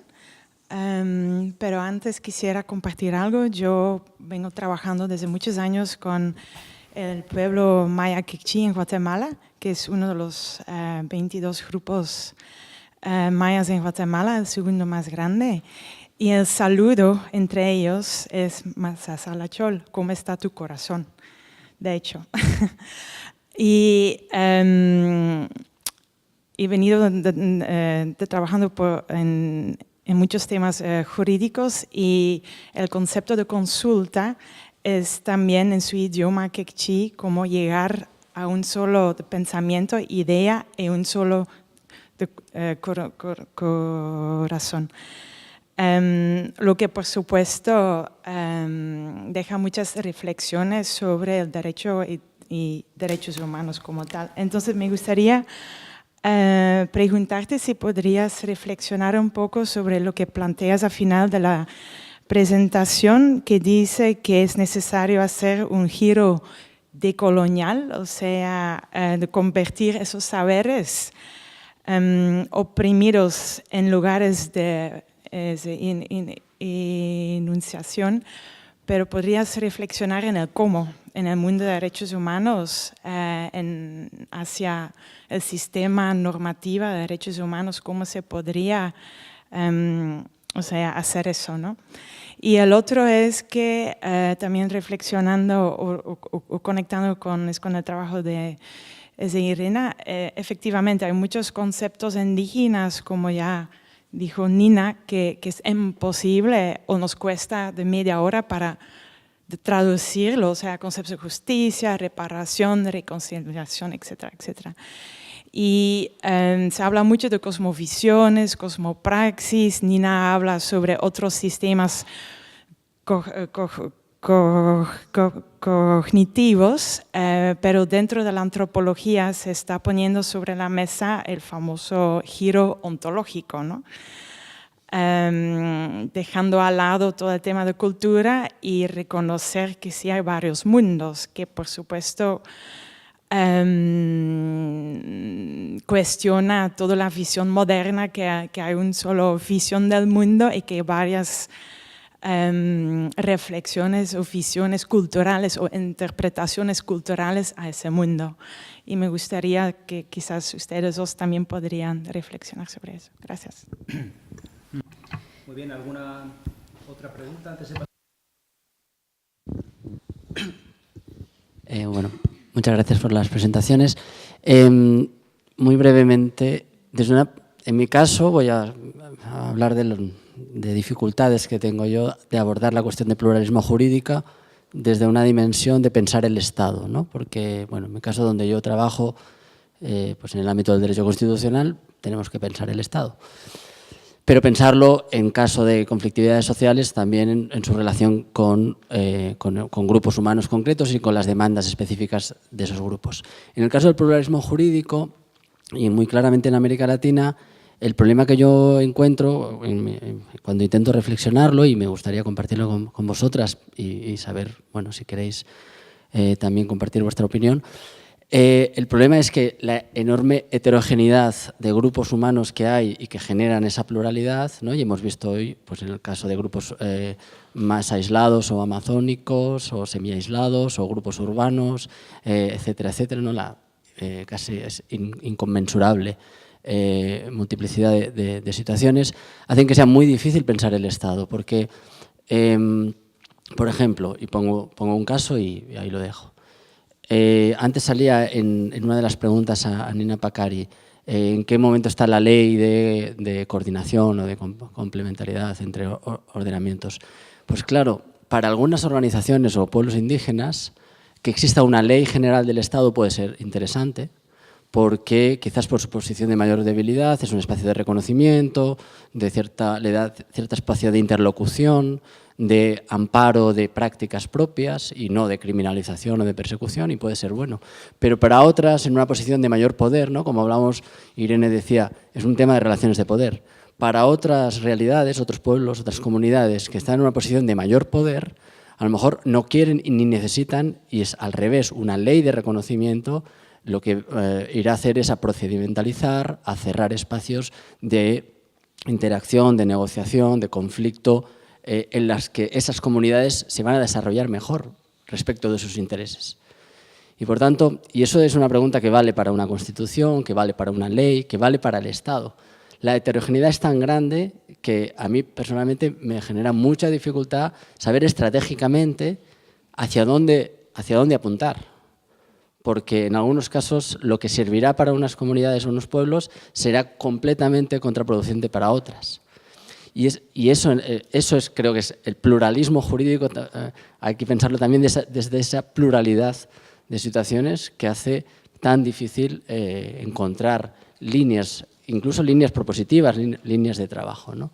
Bueno, no quiero desarrollarlo más, lo dejo ahí. Gracias.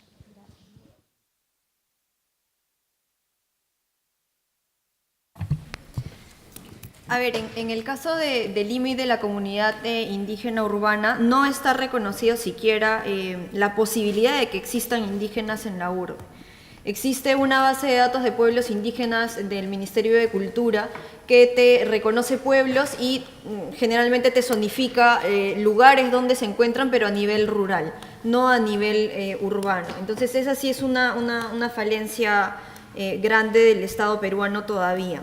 Respecto a la comunidad, lo que hay son interacciones con la municipalidad de Lima, que es más cercana con esa comunidad, pero no digamos, el trato es como si fuera un asentamiento humano pobre más, con una problemática de pobreza y de condiciones, sin condiciones básicas mínimas, pero eso es todo, no se les reconoce como pueblos indígenas, y en torno a su pluralidad, pues digamos que, como dice la frase, se hacen de la vista gorda respecto a lo que puedan hacer ellos dentro de su jurisdicción. Con quienes vayan a su jurisdicción no tienen nada que ver.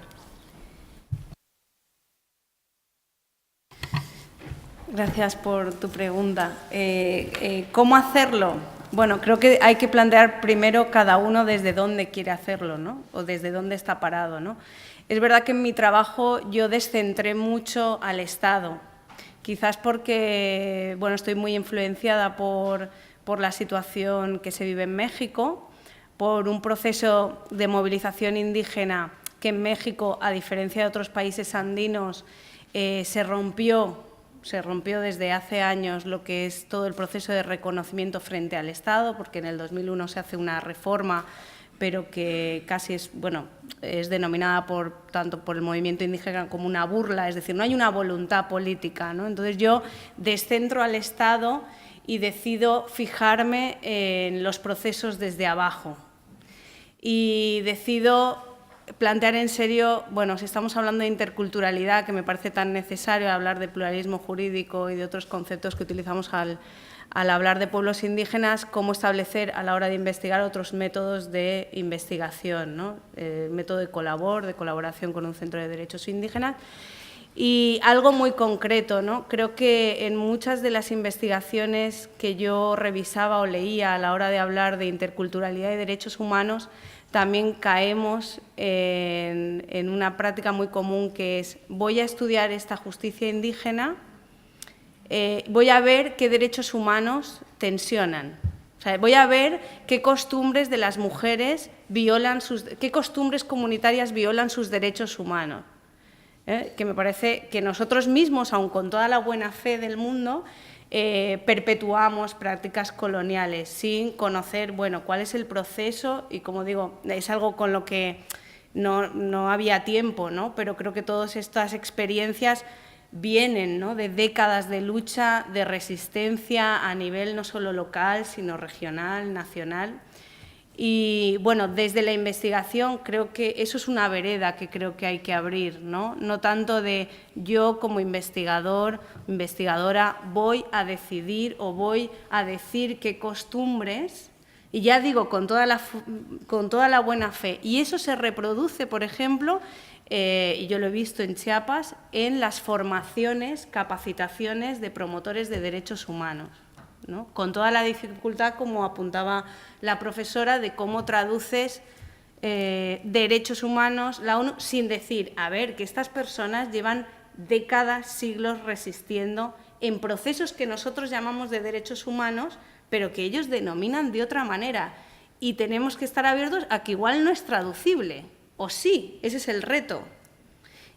Yo he tenido la suerte de apoyarme en, como digo, en equipo de gente que lleva también décadas, 40, 50 años, hablando celtal y conviviendo con las comunidades celtales, que para mí han sido un puente, porque evidentemente yo no hablo celtal, conozco palabras, frases, he intentado entender, ¿no?, la cosmovisión, pero no entiendo celtal. Desde el Estado, desde las estructuras estatales, igual soy muy pesimista, pero se me hace en estos momentos, por lo menos con la situación en que se vive en México, de guerra, se me hace muy, muy complicado. Eso no significa que, como he apuntado, los pueblos, como dice Marco, no se reapropien y resignifiquen y simbolicen, ¿no?, y legitimen su lucha desde abajo con los reconocimientos.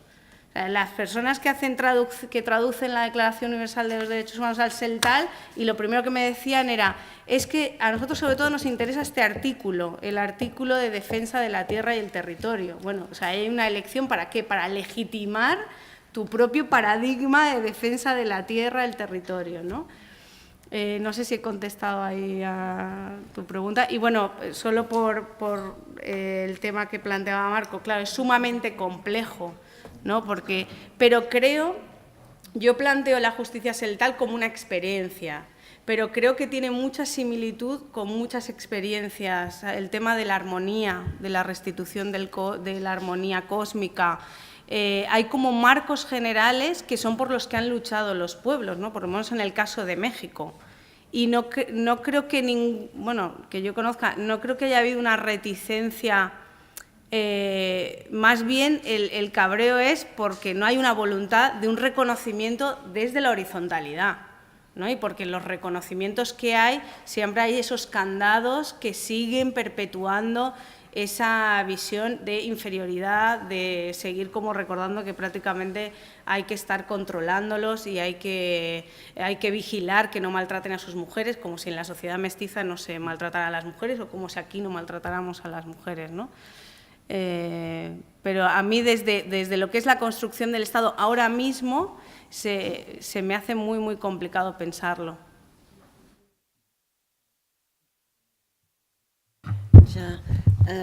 Gracias por esas preguntas que permiten desarrollar un poquito más. Yo tengo 3 respuestas, de una cierta manera, alrededor de la noción de derechos humanos, que efectivamente tiene mucha razón, se conceptualiza de otra manera, pero también tenemos que pensar en qué significa lo humano. O sea, que no solamente la cuestión de lucha de 500 años de dominación, etcétera, pero lo humano que es. Y, por ejemplo, aquí también me apoyo sobre los Maijunki, que me han acompañado, los Maijuna. Ellos diferencian a la persona como persona humana. Lo van a decir Mai si es un hombre, le van a decir Meon si es una mujer. Y lo que pasa es que cuando yo trabajaba con ellos, en algún momento, este concepto de persona lo traducían también por cristiano. Una persona, Mai, era un cristiano. Entonces, cristiano claramente es un régimen impuesto de dominación que ha venido, etcétera, etcétera. Al momento de pensar derechos humanos, ¿qué pensamos? ¿No? Entonces, ellos, cuando entramos a la traducción, si quitamos la noción de cristiano para ver lo que dicen con Mai, Mai es un ser que no es un extranjero, que no es un animal y que no es un espíritu. Entonces define a las personas a la persona humana de una cierta forma, y esto no entra en el derecho.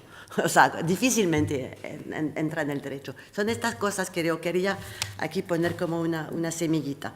Alrededor de la cuestión del turno, del giro ontológico, estoy muy de acuerdo que nos está ahora poniendo un nuevo, o sea, es un giro que nos va a permitir pensar las variedades o la validez de otros sistemas de pensamientos organizados, pero principalmente va a permitir pensar o exponer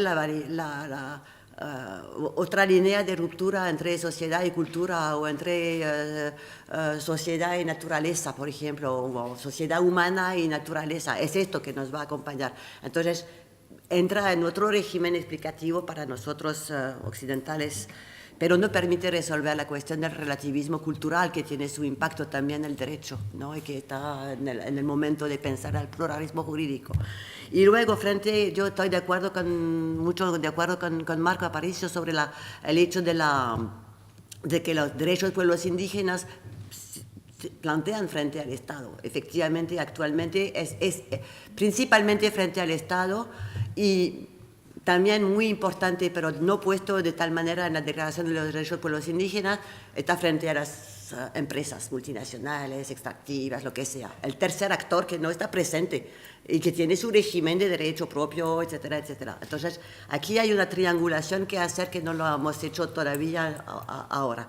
Pero lo que observo dentro de los cambios que podemos notar en América Latina, mayormente más que en otras regiones del mundo, es que se cambian las políticas.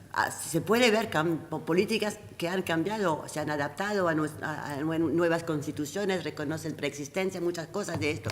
Pero también se nota que el Estado, de una cierta manera, o sea, a través de sus instituciones, de su gente, de sus actores, también sigue proponiendo un modelo indigenista que aglomera a las variedades indígenas, a toda la heterogeneidad que tú mencionaste, que es importante. Y el Estado no puede respetar esta heterogeneidad. Y lo que hace en el Perú, por ejemplo, es muy, muy, muy interesante. Se ve que está exportando una política tipo andino a la Amazonía. O sea que los modelos de organización andinos que son válidos para los quichua, por ejemplo, o los aymaras siquiera, no sé si son totalmente válidos, pero esto que va a exportarse para organizar a los pueblos amazónicos. Lo vemos también en Bolivia esto. O sea, hay una dominación de modelos dentro del sistema indígena. Y este es un problema que tenemos que tocar, ¿no? Muy, muy fuertemente. Esto nada más. Sí. Yo quería meterme con el tema del Estado que comentabas y sobre todo entendido como ese papel de los pueblos indígenas frente al Estado, entendido como el Estado-nación moderno, pero también a la vez con una disputa porque el Estado no puede homogeneizarse o no podemos permitir que el Estado-nación moderno monopolice la idea de Estado. O sea, el Estado va más allá del Estado-nación moderno, lo mismo que el derecho va más allá que el derecho ordinario. Y por ahí hay una disputa también interesante y apuntes interesantes que trabajar. ¿Por dónde apuntar? ¿Hacia dónde? Pues muchas de las cuestiones que habían salido con esas coordinaciones que se den entre las jurisdicciones, que realmente sean interrelacionales y en reciprocidad. Y luego había alguna cuestión que había señalado también Nina, que es muy interesante, que es el tema de dotar de recursos económicos. Porque el Ministerio de Justicia sí que dota de recursos económicos a los juzgados ordinarios, entonces tiene que dotar de recursos ordinarios a los cabildos, autoridades que están ejerciendo esa jurisdicción indígena. Se necesitan esos recursos para esos propios procesos, pero además se necesitan recursos para un tema que había comentado Nina y que es muy interesante. Hay ya toda una práctica asentada de cientos de años en los diferentes pueblos indígenas y que se puede y se debe sistematizar. Y que ellos pueden y deben sistematizarlo, pero para eso también se necesitan recursos. Entonces, recursos es una de las cuestiones, junto con coordinaciones, que creo que es a la que hay que apuntar fundamentalmente para seguir avanzando.